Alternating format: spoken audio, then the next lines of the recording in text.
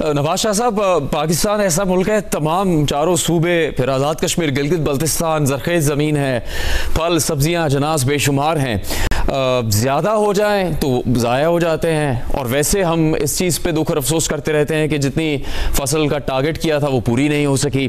ابھی آصف انعام صاحب بھی کاٹن کا ذکر کر رہے ہیں، اس کی جو ٹارگٹ بھی تھا کہ اگر مائنس میں بھی ہو تو 2.3% ہو، وہ 19% منفی رہی ہے۔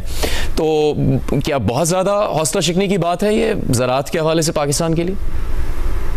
آپ کا بہت بہت شکریہ۔ بہت زیادہ سنتے ہیں باتیں کہ ہماری معیشت بہتر ہو گئی، ہم معاشی ماہر تو نہیں ہیں، لیکن آج بھی اخبار پڑھتے ہیں تو ورلڈ بینک کہتا ہے کہ آپ کے پاس غربت بھی بڑھ گئی ہے، ان امپلائمنٹ بھی بڑھ گیا ہے۔ ان باتوں کو معاشی ماہر بھلے ڈسکس کرتے رہیں۔ ایگریکلچر کی جو آپ نے بات کہی، دیکھیں جو پروڈکشن کی جو لاسز ہیں اور جو سرکار کے اپنے فگرز ہیں، جو 70% آف آر ایگریکلچر ہے، اس میں یہ 50 سال میں آج اس دفعہ پہلی دفعہ ہو رہا ہے کہ نہ صرف پروڈکشن کے لاسز ہوئے ہیں، جن کے اگر آپ نمبرز کیلکولیٹ کریں، جو سرکار کے اپنے دیے ہوئے نمبر ہیں، جو پروڈکشن کے نمبرز ہیں، اس میں 600 سے 700 ارب روپے کا اسٹریٹ لاس جو گورنمنٹ کے اپنے نمبرز ہیں۔ اچھا، کاسٹنگ اور پرائسز ان ساری کموڈیٹیز کی جو 5 آپ کی مین کموڈیٹیز ہیں، ان ساروں کی پچھلے سالوں سے یا کم ہوئی ہے یا سیم رہی ہے، ویئرز آپ کی کاسٹ آف پروڈکشن جو ہے وہ اس وقت ریجن میں is one of the highest. اچھا، انیفیشنسیز اگر دیکھ لیں، بجلی کی اویلیبلٹی وغیرہ وہ الگ بڑھتی جا رہی ہے۔ اگر ان سارے نمبرز کو آپ کیلکولیٹ کریں تو یہ 1.5 ٹریلین پہ ابھی صرف گندم کو اور ان 5 چیزوں کو آپ لے لیں تو یہ آپ کو نظر آ جائے گا 1.5 ٹریلین روپیہ۔ اچھا، ابھی آپ کو فرما رہے تھے کہ یہ عجیب بات ہے کہ 18.5% آپ نے کاٹن کے اوپر، لوکلی پروڈیوسڈ کاٹن کے اوپر GST لگایا ہوا ہے۔ جو امپورٹ کرے تو ڈالر بھی فری میں ملتا ہے، اور وہ جو کاٹن آتی ہے وہ آپ کی جننگ کو بھی اسکپ کرتی ہے۔ لاسٹ ایئر آپ کی جننگ 19% ریڈیوس ہوئی ہے جی۔ تو دیکھیں یہ ساری چیزوں کو اگر آپ سامنے رکھیں، ابھی آپ نے ویتنام کا ذکر کیا، ویتنام بٹوین 2006 and 2016 صرف fruit and vegetable export from 600 million to 2.2 billion dollar, صرف فروٹ اینڈ ویجیٹیبل ایکسپورٹ اس نے اپنا انکریز کیا، اور diversifying from the paddy industry.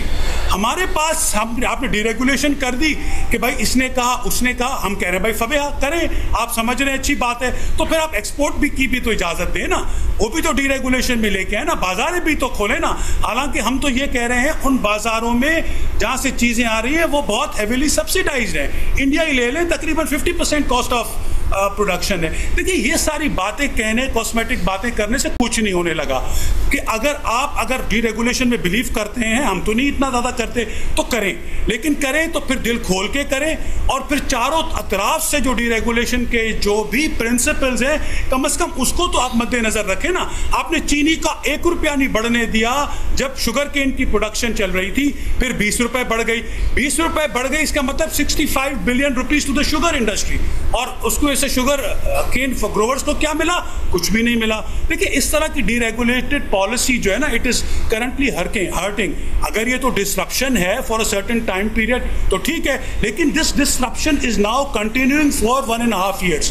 Climate change, smart agriculture, technology, mechanisation, اس میں ہمارے پاس 0.5 ہمارے پاس ہارس پاور ہے پر ہیکٹر، ہندوستان میں وہ 1.5 ہے۔ دیکھیں اس طرح کی ڈائنامکس کے ساتھ واٹر ایفیشنسی کے نمبرز دیکھ لیں، پروڈکٹیوٹی کے نمبرز دیکھ لیں، آپ کے پاس وقت نہیں ہے۔